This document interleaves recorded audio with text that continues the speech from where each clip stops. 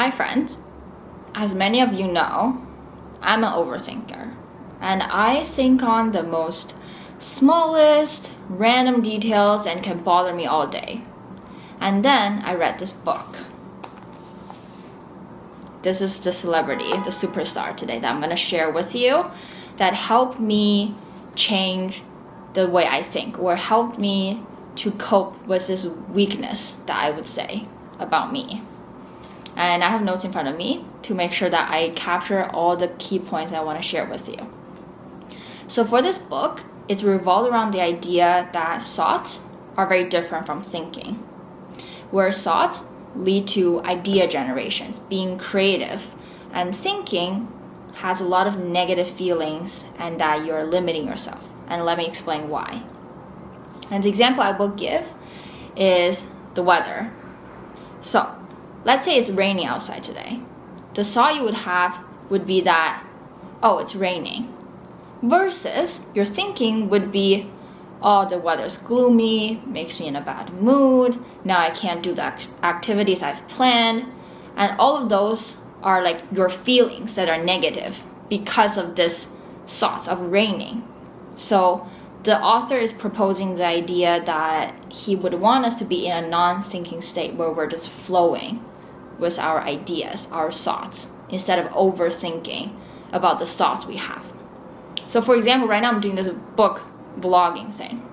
It has been on my mind for quite a while, but a part of me has always been, oh, what if people think I'm super cliche, they think I'm fake, and all these like random feelings or negative thoughts would come into me that ultimately is making me to feel like, oh, I'm gonna push it off a little bit. I'm not gonna do it because I'm scared of all these negative things that actually haven't even happened yet. Versus my thought was just, I wanna be a book vlogger. And that's exactly why I'm doing this today, because I wanna prove that this is working and this is working for me. So with that, I wanna share something the author written that I really resonated with, is that the amount of thinking we have going on is directly correlated to the magnitude of stress and negative emotions we're experiencing at any given moment. Therefore, it's not what we're thinking about that is causing us to suffer, but that we are thinking. I think that's super powerful to be understanding the fact that thinking is the root cause of suffering.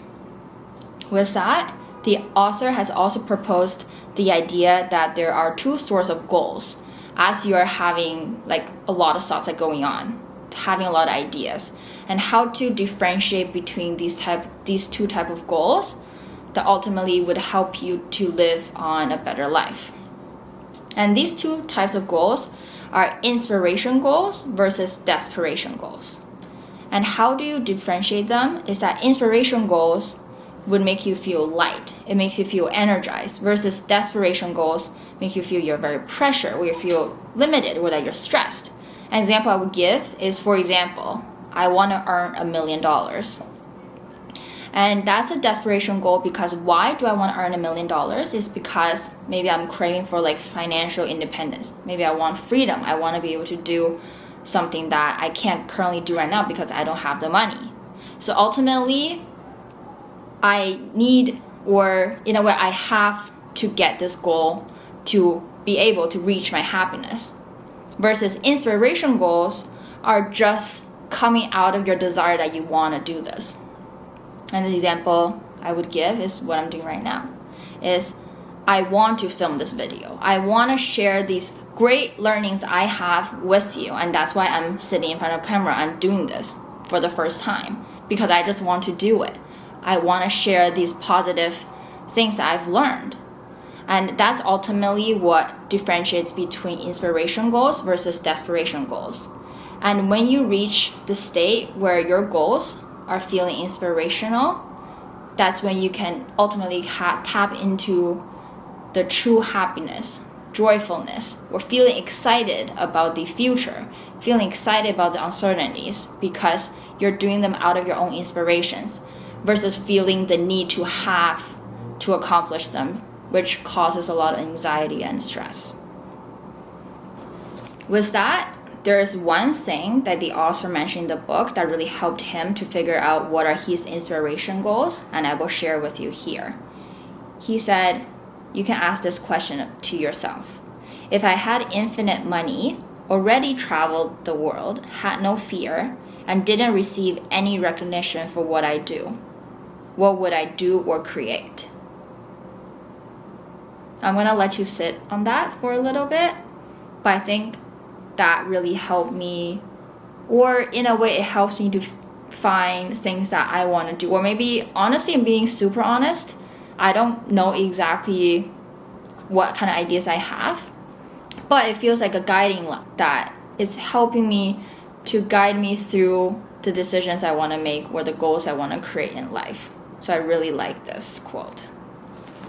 The last thing I want to share is the fact that the author said, when you have all of these different learnings that you have came across with by reading this book and what I've just shared, what can you do about it? So first, you want to understand that there's no wrong decisions in your life. It's only that thinking gives you pleasant or unpleasant feeling. So it's all about your feelings and your thinking. And that is why this book talks again and again about that thinking is the root cause of suffering. That once you stop thinking and just go live on with the thoughts, the amazing ideas you have, that's when you start tap into your inner peace. And then there's a really good quote, the book written, which is from Steve Jobs, where he said, have the courage to follow your heart and intuition. They somehow already know what you truly want to become. Everything else is secondary. And I think that's so powerful because ultimately, only you know what you can do. And like what my therapist always says is that like, you are the one that's bearing the consequences of your decision. Because I always go to her and be like, oh, I don't know if I'm ready for this. I don't know if I should do this versus that. And I feel like I'm getting so dependent on your opinion and I don't want to do that because then I don't see a point of being in therapy if I'm just constantly coming to you for suggestion versus I really want to make those decisions for myself. And then she said to me that, Timmy, you have to understand, you are going to be bearing the consequences, not me. And I think that turned a switch on me where it made me realize, oh, these decisions I make ultimately affects me. And sure, you can go seek advice from external people like your mentors, your friends, your colleagues, your parents, your family. But ultimately, always remember that you are the one that's going to bear the consequences of your decision. And only you can know what you're going to be able to achieve. Or only you are going to know what you want to do. So with that mindset of only you can know what you want to do, it's a way of saying that you should trust more of your own intuition and your gut feeling. And the examples the book gives that I remember really clear is the author says, let's say you go into a coffee shop and someone else is reading a book that you've just read and you really want to go up and say hi. And maybe that could lead to a great friendship. However, your thoughts of, oh, what if they think I'm being intrusive, I'm interrupting anything, I'm being rude, and you end up not doing it. Ultimately, you might have created a friendship, but now you've just lost that chance. So trust that inner voice that's telling you what you want to do. And sometimes just trust your gut feeling. And I'm a strong believer in that everything happens for a reason. And that like everything that happens can teach you some sort of lesson about life. And that helps you to become a better version of yourself. So that's all the learnings that I want to share with you. And I will end with a really good quote I found that I really want to live by. And I hope you do too. Where the author says, although not being able to control when we begin to think can seem like we are cursed with an inevitable fate, it is not something to worry about because we can always return to the state of non-thinking.